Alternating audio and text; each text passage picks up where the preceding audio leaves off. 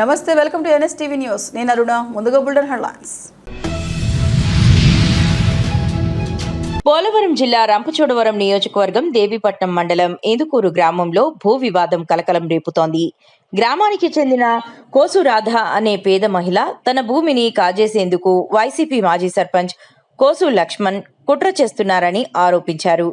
బాధితురాలి కథనం ప్రకారం తన భూమి వెబ్లాండ్లో ఆన్లైన్ చేయిస్తానని మాజీ సర్పంచ్ నమ్మబలికారు. ఈ ప్రక్రియ కోసం ఎంఆర్ఓకు 2 లక్షల రూపాయలు ఇచ్చానని చెప్పి ఆమెను విశ్వసింపజేశారు. అయితే 3 సంవత్సరాలు గడిచినా భూమి ఆన్లైన్లో కాలేదని, పైగా తన భూమినే మాజీ సర్పంచ్ అక్రమంగా స్వాధీనం చేసుకున్నారని రాధ ఆరోపిస్తోంది. తన భూమిని తిరిగి ఇవ్వాలని పలుమార్లు కోరగా తాను ఖర్చు చేసినట్లు చెప్పినా 2 లక్షలు తిరిగి చెల్లిస్తేనే భూమి అప్పగిస్తానని లక్ష్మణ స్పష్టం చేసినట్లు బాధితురాళ్లు చెబుతోంది. రాజకీయ పలుకుబడిని అడ్డు పెట్టుకుని తన భూమిని లాక్కోవడమే కాకుండా తీవ్రంగా బెదిరింపులకు కూడా పాల్పడుతున్నారని ఆమె ఆవేదన వ్యక్తం చేసింది. గత 3 సంవత్సరాలుగా న్యాయం కోసం అధికారుల చుట్టూ తిరుగుతున్నానని, తన భూమిని తిరిగి తనకు దక్కేలా చర్యలు తీసుకోవాలని బాధితురాలు వేడుకుంటోంది. ఈ వ్యవహారంపై ఉన్నతాధికారులు, రెవెన్యూ శాఖ అధికారులు తక్షణమే స్పందించి సమగ్ర విచారణ జరిపి ఆరోపణలు నిజమైతే సంబంధిత వ్యక్తులపై కఠిన చర్యలు తీసుకోవాలని ఆమె డిమాండ్ చేస్తున్నారు. ఈ ఘటనలో వాస్తవాలు ఏమిటి, బాధితురాలి ఆరోపణల్లో నిజమెంత, మాజీ సర్పంచ్ వాదన ఏమిటి అనే అంశాలపై అధికారుల విచారణ అనంతరం పూర్తి స్పష్టత రానుంది. ఆటకారు వాళ్ళకి నమస్కారం అండి. మాది ఇందుకూరు అండి, దేవపట్నం మండలం అండి. మాకు భూమి సాధారణం చేసుకుంటూ సర్వీరు వచ్చారండి. వస్తే మాకు 2 లక్షలు అడిగాడండి సర్పంచ్. అడిగితే నాకు అక్కడ ఎక్కడ ఉన్నాయంటే నేను ఎక్కడి నుంచి అన్నా తెచ్చిస్తానన్నారండి. అనేసి మరి ఎక్కడ తెచ్చిచ్చారో తెలియదండి. మాతో సంతకాలు పెట్టించుకున్నారండి. సంతకాలు పెట్టించుకొని ఆ భూమి సాధారణం చేసుకుంటున్నారండి. ఇప్పటికి 4 సంవత్సరాలు అవుతుందండి. 4 సంవత్సరాల నుంచి మాకేమీ చెప్పలేదండి, సమాధానం చెప్పలేదండి. రేపు వెళ్ళి అడుగుదామనే చెప్తున్నాడండి. అంటే అతను కూడా రేపు మా పని చెప్తున్నాడండి. ఆ డబ్బులు ఇచ్చినట్టు మాకు తెలియదండి, మాకు వాళ్ళకి తీసుకెళ్ళలేదండి. ఎంఆర్ఆ గారికి ఇస్తామని తీసుకున్నారండి. నేను ఎంఆర్ఆ గారికి కడతాను, నేను ఎక్కడొక్కడ అప్పు చేసి అనేసి అన్నాడండి. మరి ఎక్కడ అప్పు చేసాడో ఏం చేసాడో తెలియదండి. మాకు కూడా తీసుకెళ్ళి ఎంఆర్ఆ దగ్గర మాకు చూపించి కట్టలేదండి. 2000 అండి. 2 లక్షలు తీసుకున్నారండి. తీసుకొని మాకు చెప్పగంట మరి కట్టాడో ఏమవ్వాడో తెలియదండి. మరి ఇప్పుడు తోట 4 సంవత్సరాల నుంచి సాధనం చేసుకుంటున్నారు. మాకు తింటాకి తిండి లేదండి, మూడు బెల్లం కట్టబడతాకి ఓపిక లేదండి. ఎలాగున్నామంటే అలాగే ఉన్నామండి. ముగుడు బెల్లలు వస్తామండి. నాకు ఎంఆర్ఆ దగ్గర తీసుకెళ్ళారండి. తీసుకెళ్ళి నువ్వు బయట నుంచమ్మా నేను కేకేస్తాను మళ్ళీ అన్నారండి. ప్రెసిడెంట్ అండి, ఇందుకూరి నా సర్పంచి లచ్చనండి. తీసుకెళ్ళి మరి ఏం మాట్లాడుకున్నారో తెలియదండి. నాకు మళ్ళీ కేకేసారండి. కేకేసాక అతను ఎదురుగుంటా ఏండి నీకు డబ్బు కట్టాను కదండి, ఈవిడికి పట్టా చెయ్యంటే చేస్తానులే అమ్మ అనేసి ఎంఆర్ఆ గారు అన్నారండి. ఫకీరాబాద్ లో రాత్రి కురిసిన వర్షానికి ఫకీరాబాద్ ప్రధాన రహదారిపై భారీగా నీరు నిల్వ ఉండడంతో రోడ్లు జలమయమయ్యాయి. ఇప్పటికే గుంతలతో దెబ్బతిన్న రహదారిపై వర్షపు నీరు చేరి గుంతలు కనిపించకుండా పోవడంతో వాహనదారులు తీవ్ర ఇబ్బందులు ఎదుర్కొంటున్నారు. ప్రధాన రహదారిపై నీరు నిల్వ ఉండడంతో ద్విచక్ర వాహనదారులు, కార్ల డ్రైవర్లు ప్రమాద భయంతో ప్రయాణం సాగిస్తున్నారు. ముఖ్యంగా రాత్రి వేళల్లో గుంతలు కనిపించక ప్రమాదాలు జరిగే అవకాశం ఉందని స్థానికులు ఆందోళన వ్యక్తం చేస్తున్నారు.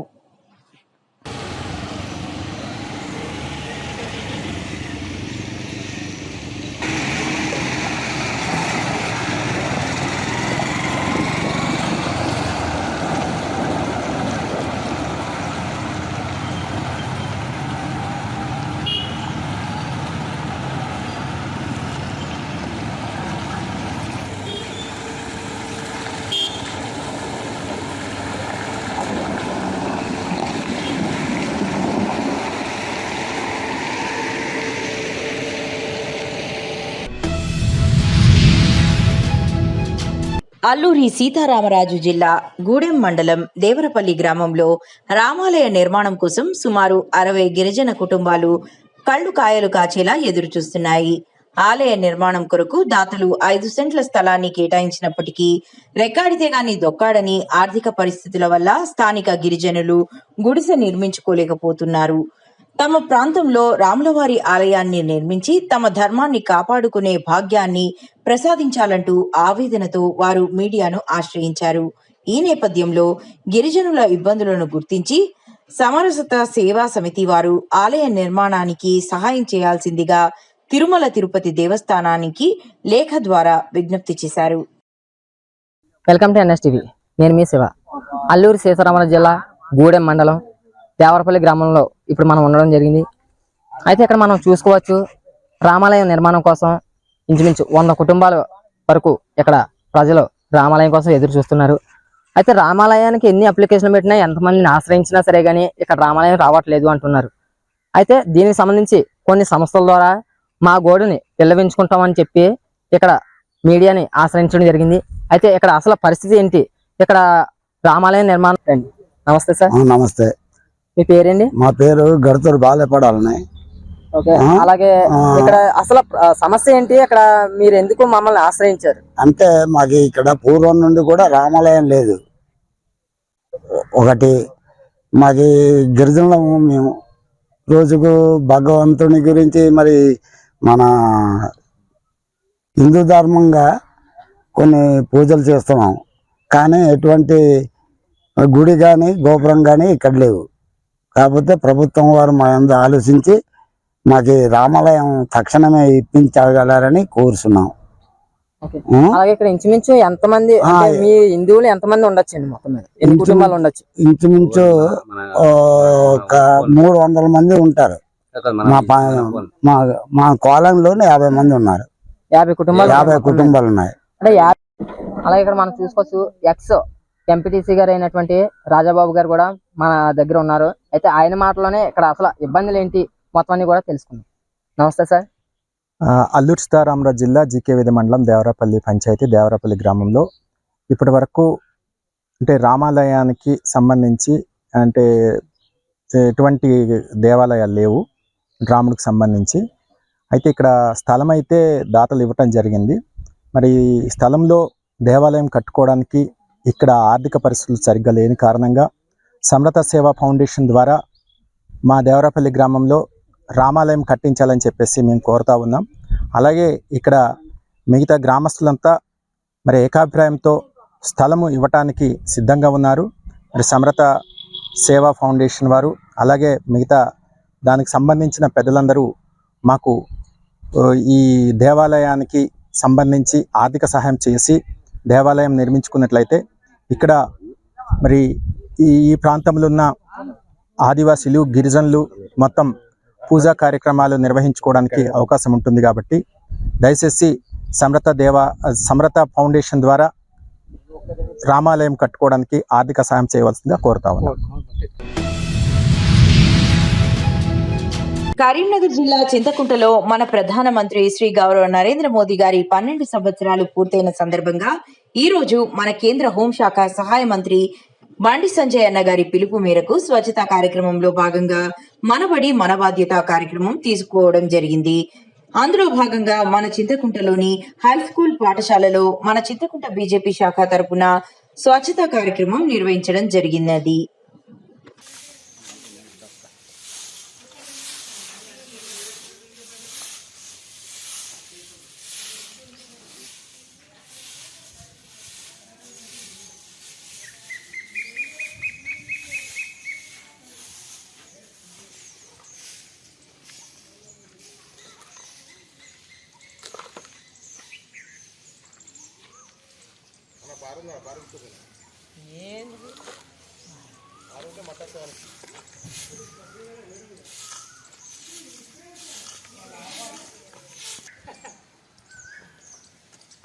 జై శ్రీరామ్. జై శ్రీరామ్.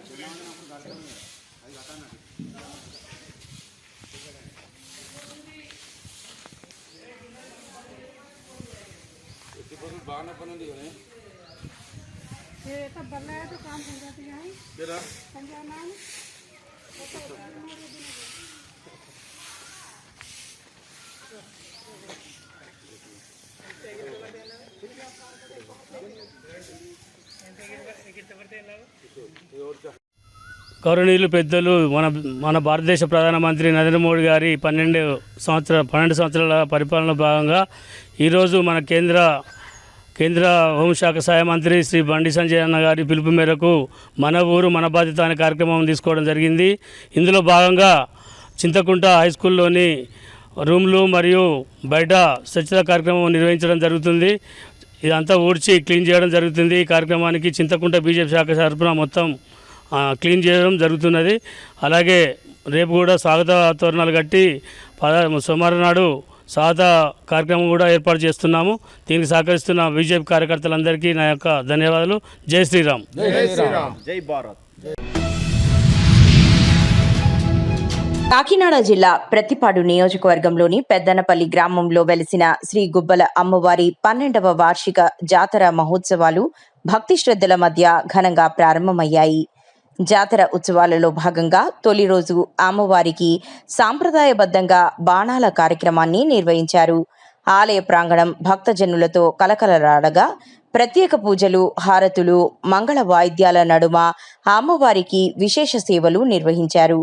ఈ సందర్భంగా ఆలయ అర్చకులు, గ్రామ పెద్దలు మాట్లాడుతూ జాతర మహోత్సవాలను ప్రతి సంవత్సరం భక్తి శ్రద్ధలతో నిర్వహిస్తున్నామని తెలిపారు. రేపు జరగనున్న ప్రధాన జాతర ఉత్సవాల కోసం అన్ని ఏర్పాట్లు పూర్తి చేసినట్లు వెల్లడించారు. పరిసర గ్రామాల నుంచి పెద్ద సంఖ్యలో భక్తులు తరలివచ్చి అమ్మవారిని దర్శించుకుని తీర్థ ప్రసాదాలు స్వీకరించి అమ్మవారి ఆశీస్సులు పొందాలని వారు ఆకాంక్షించారు. భక్తుల రద్దీని దృష్టిలో ఉంచుకుని ప్రత్యేక ఏర్పాట్లు చేపట్టినట్లు నిర్వాహకులు తెలిపారు. జాతర సందర్భంగా పెద్దనపల్లి గ్రామం ఆధ్యాత్మిక శోభతో కలకలరాడుతోంది. మాది కాకినాడ జిల్లా ఏలాసర మండలం పెద్దనపల్లి గ్రామం. మన గ్రామ తల్లి గుబ్బాలమ్మ వారు మా ఊరికి వచ్చి ఇప్పుడు 13 సంవత్సరాలు అవుతుంది. గుడి కట్టి 2వ సంవత్సరం. అమ్మవారికి నెలకు ఒక అలంకారము, ప్రతి సంవత్సరము బోనాలతో మనకి ప్రతి సంవత్సరము నవదుర్గలతో మా డప్పు సౌండ్లతో మా ఇంటికి ఆడపడుచులతో మహిళలతో ఎక్కువ మా గ్రామానికి మహిళలు ఎక్కువ సహకరిస్తున్నారు నాకు. ఎందుకంటే చిన్న పెద్ద సిటగా మొట్టగా అంటే అక్క, చెల్లి, అన్న, తమ్ముడు అందరు కలిసి ఇవాళ మా గ్రామ తల్లి గుబ్బాలమ్మ వారికి కలకొయ్యకుంటగా మా గ్రామ తల్లి మాలో ఉండి అమ్మవారు చేయించుకుంటుంది. డాక్టర్ బిఆర్ అంబేద్కర్ కోనసీమ జిల్లా ఆత్రేయపురం మండలం వాడపల్లి గ్రామంలో వెలసిన శ్రీ వెంకటేశ్వర స్వామివారి దేవస్థానంలో భక్తుల సందడి నెలకొంది. ఈ రోజు ఉదయం నుంచి కురుస్తున్న వర్షాన్ని సైతం లెక్క చేయకుండా అధిక సంఖ్యలో భక్తులు స్వామివారి దర్శనానికి తరలివచ్చారు. వర్షం కురుస్తున్నప్పటికీ భక్తులు ఆలయ ప్రాంగణం చుట్టూ ఉన్న మాడ వీధుల్లో ప్రదక్షిణలు చేస్తూ తమ మొక్కులు తీర్చుకున్నారు. గోవిందా గోవిందా నామస్మరణలతో ఆలయ పరిసరాలు మారుమ్రోగాయి. 7 వారాల వెంకన్న దర్శనం చేసుకోవడం 7 జన్మల పుణ్యఫలమని విశ్వసించే భక్తులు భక్తి శ్రద్ధలతో స్వామివారిని దర్శించుకుని ప్రత్యేక పూజల్లో పాల్గొన్నారు. భక్తులకు ఎలాంటి ఇబ్బందులు కలగకుండా ఆలయ అధికారులు తగిన ఏర్పాట్లు చేపట్టగా వర్షం మధ్య కూడా భక్తులు రాకపోకలు నిరంతరాయంగా కొనసాగాయి. భక్తుల విశ్వాసం, భక్తి భావం మరోసారి ఈ సందర్భంగా స్పష్టంగా కనిపించింది.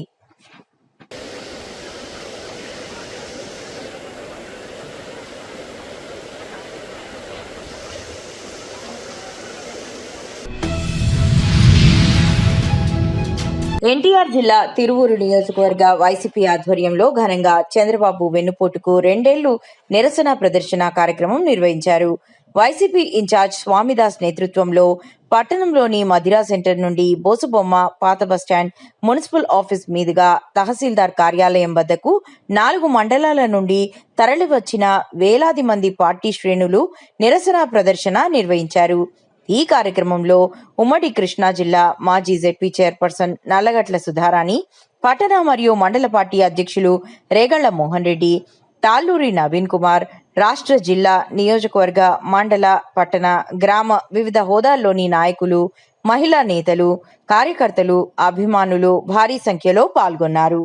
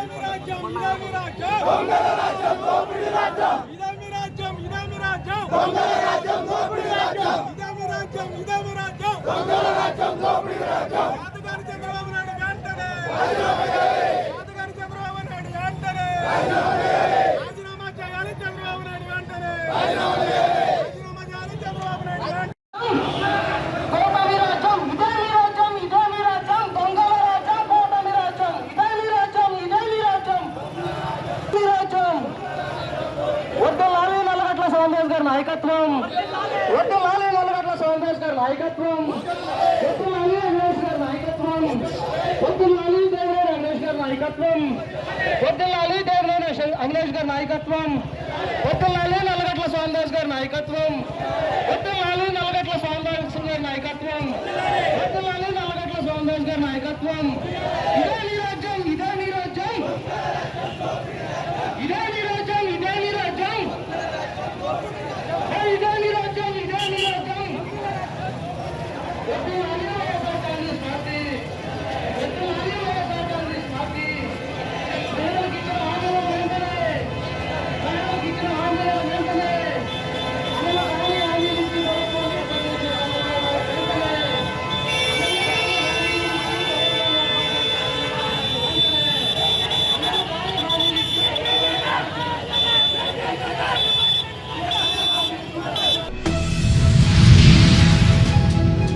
నాగర్ కర్నూలు జిల్లా వంగూరు మండలం రాంగాపూర్ గ్రామంలోని గ్రామ పంచాయతీ దగ్గర గ్రామ సర్పంచ్, ఉప సర్పంచ్ ఆధ్వర్యంలో నిర్వహించిన విజయ్స్ ఇందిరా పిల్లల ఆసుపత్రి కల్వకుర్తి ఉచిత వైద్య శిబిరం విజయవంతం అయిందని గ్రామ సర్పంచ్ తెలిపారు. గ్రామ సర్పంచ్ క్యామ్యా మల్లయ్య మాట్లాడుతూ రాంగాపూర్ గ్రామం మరియు పరిసర ప్రాంత గ్రామాల ప్రజలు వారి యొక్క పిల్లల అనారోగ్య సమస్యలు ఏవైనా ఉంటే ఉచిత వైద్య శిబిరంలో చూపించుకోవాల్సిందిగా కోరారు. ఉచిత వైద్య శిబిరం పెట్టడం చాలా సంతోషకరం. వచ్చిన సర్పంచ్ గారికి మన డాక్టర్ గారికి కృతజ్ఞతలు. ఇంకా ఈరోజు వర్షం వచ్చినందుకు ఇంకా జనాలు రాలేకపోయారు. ఒకసారి నెక్స్ట్ టైం ఒకసారి ముందు మొదలు పెడితే చాలామంది వస్తారు. ఇంతకుముందు వేరే పెట్టారు, అవి సక్సెస్ అయింది. చాలామంది 100 మంది వరకు ఈరోజు వర్షం పడడానికి తగ్గారు. నెక్స్ట్ టైం ఒకసారి చూసి టైం పెట్టండి సార్. ధన్యవాదాలు.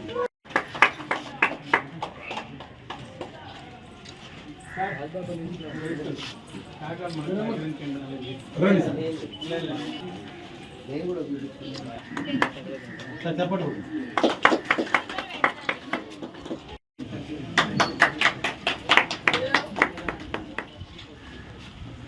ఈ విధంగా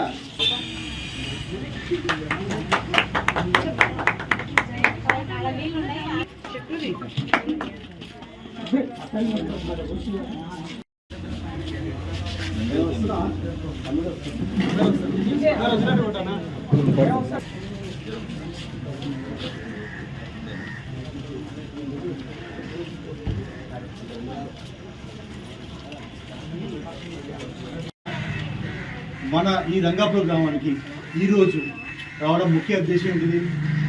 ప్రతి పిల్లవాడు ఆరోగ్యంగా ఎదగాలి.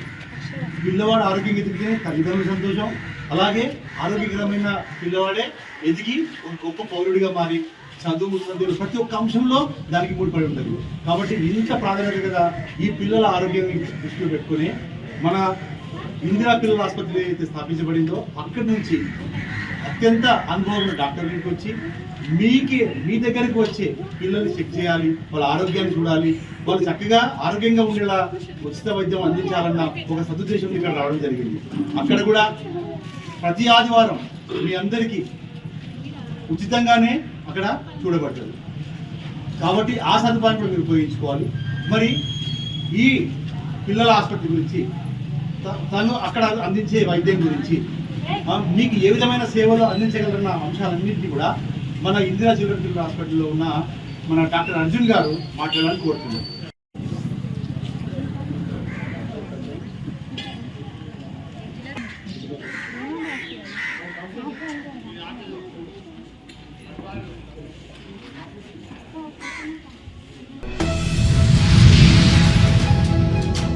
National industrial security academy NISF Hakimpet హైదరాబాద్లో 39వ బ్యాచ్ అసిస్టెంట్ కమాండర్లు 9వ batch sub inspector posting out parade నిర్వహించారు. ముఖ్య అతిథిగా తెలంగాణ రాష్ట్ర గవర్నర్ శివప్రతాప్ శుక్లా హాజరై పరేడ్ను సమీక్షించారు.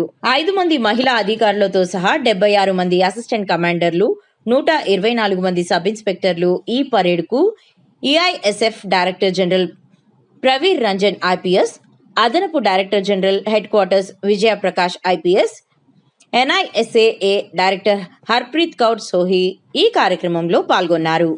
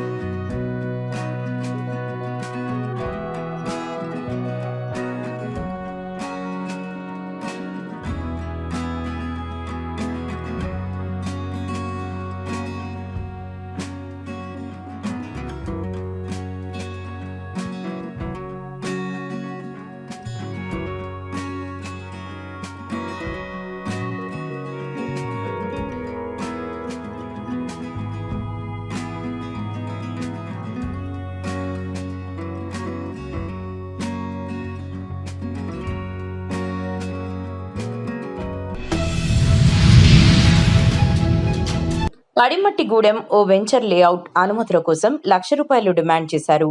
ఏసీబీ బృందం సెట్ చేసుకున్న ప్రకారం ఎంపీడీఓ కుమారుడు రాంప్రసాద్ మధ్య వ్యక్తిగా వ్యవహరిస్తూ తీసుకున్న ₹45,000 తీసుకోనోడు విచారణలో తేలింది. విచారణ ప్రకారం ఎంపీడీఓ రాధిక, ఎంపీ కెనరా యాకయ్యను ఏసీబీ అధికారులు అరెస్ట్ చేయడం జరిగింది.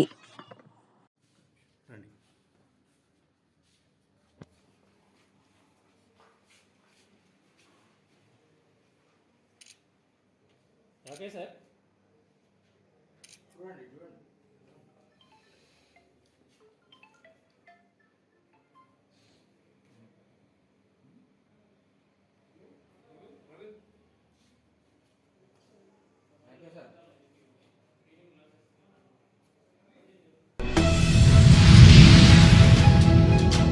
కొత్తగా ప్రారంభమవుతున్న కోటా ఇన్స్టిట్యూషన్లో ఏసీ టెక్నీషియన్ మృతి. మెయిన్ ఆఫ్ చేసి పనిచేస్తుండగా ఎవరో మెయిన్ ఆన్ చేయడంతో కరెంట్ షాక్ తగిలి 4వ ఫ్లోర్ నుండి కింద పడి చనిపోయిన అజయ్ అనే యువకుడు. న్యాయం కోసం బంధువుల ఆందోళన. అసలు కోటా సెకండ్ యూనిట్కు పర్మిషన్ ఉందా? ఇన్స్టిట్యూషన్ సిబ్బంది ఉంది అని ఒకవైపు చెప్తుంటే విద్యాశాఖ అధికారులు వివరాలు తెలుసుకొని చెబుతామంటున్నారు. పూర్తి వివరాలు తెలియాల్సి ఉంది.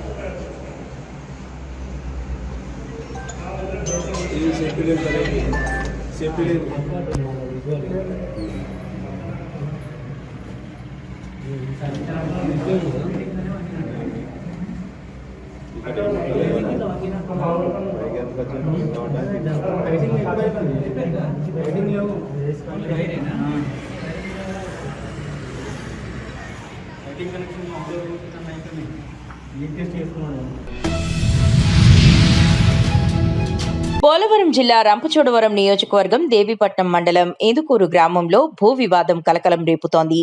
గ్రామానికి చెందిన కోసు రాధ అనే పేద మహిళ తన భూమిని కాజేసేందుకు వైసీపీ మాజీ సర్పంచ్ కోసు లక్ష్మణ్ కుట్ర చేస్తున్నారని ఆరోపించారు.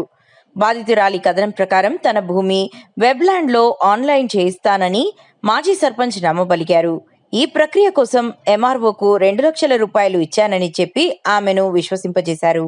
అయితే 3 సంవత్సరాలు గడిచినా భూమి ఆన్లైన్లో కాలేదని, పైగా తన భూమినే మాజీ సర్పంచ్ అక్రమంగా స్వాధీనం చేసుకున్నారని రాధ ఆరోపిస్తోంది.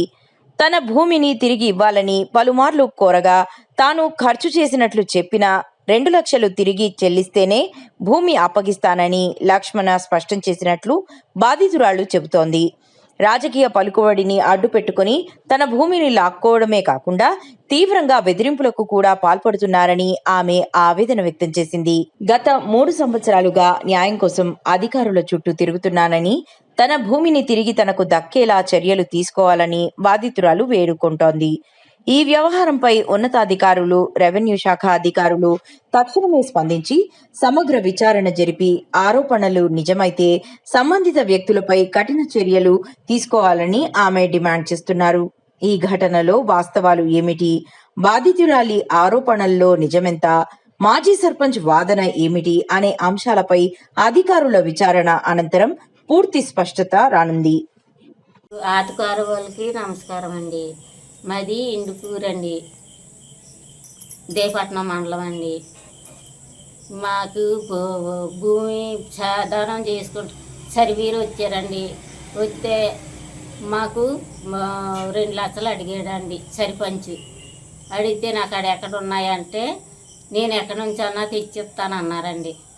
అనేసి మరి ఎక్కడ తెచ్చిచ్చారో తెలియదండి. మాతో సంతకాలు పెట్టించుకున్నారండి. సంతకాలు పెట్టించుకొని ఆ భూమి సాధారణం చేసుకుంటున్నారండి. ఇప్పటికి 4 సంవత్సరాలు అవుతుందండి. 4 సంవత్సరాల నుంచి మాకేమీ చెప్పలేదండి, సమాధానం చెప్పలేదండి. రేపు వెళ్ళి అడుగుదామనే చెప్తున్నాడండి. అంటే అతను కూడా రేపు మా పని చెప్తున్నాడండి. ఆ డబ్బులు ఇచ్చినట్టు మాకు తెలియదండి. మాకు వాళ్ళకి తీసుకెళ్ళలేదండి. ఎంఆర్ఆ గారికి ఇస్తామని తీసుకున్నారండి. నేను ఎంఆర్ఆ గారికి కడతాను, నేను ఎక్కడొక్కడ అప్పు చేసి అనేసి అన్నాడండి. మరి ఎక్కడ అప్పు చేసాడో ఏం చేసాడో తెలియదండి. మాకు కూడా తీసుకెళ్ళి ఎంఆర్ఆ దగ్గర మాకు చూపించి కట్టలేదండి. 2000 అండి. అసలండి 2 లక్షలు తీసుకున్నారండి. తీసుకొని మాకు చెప్పగంట మరి కట్టాడో ఏమవ్వాడో తెలియదండి. మరి ఇప్పుడు తోట 4 సంవత్సరాల నుంచి సాధనం చేసుకుంటున్నారు. మాకు తింటాకి తిండి లేదండి. మూడు బెల్లం కట్టబడతాకి ఓపిక లేదండి. ఎలాగున్నామంటే అలాగే ఉన్నామండి. ముగుడు బెల్లలు వస్తామండి. నాకు ఎంఆర్ఓ దగ్గర తీసుకెళ్ళారండి. తీసుకెళ్ళి నువ్వు బయట నుంచమ్మా నేను కేకేస్తాను మళ్ళీ అన్నారండి. ప్రెసిడెంట్ అండి ఇంటికూరి నా సర్పంచి లచ్చనండి. తీసుకెళ్ళి మరి ఏం మాట్లాడుకున్నారో తెలియదండి. నాకు మళ్ళీ కేకేసారండి. కేకేసాక అతను ఎదురుగుంటా ఏండి నీకు డబ్బు కట్టాను కదండి ఈవిడికి పట్టా చెయ్యి అంటే చేస్తానులే అమ్మ అనేసి ఎంఆర్ఓ గారు అన్నారండి.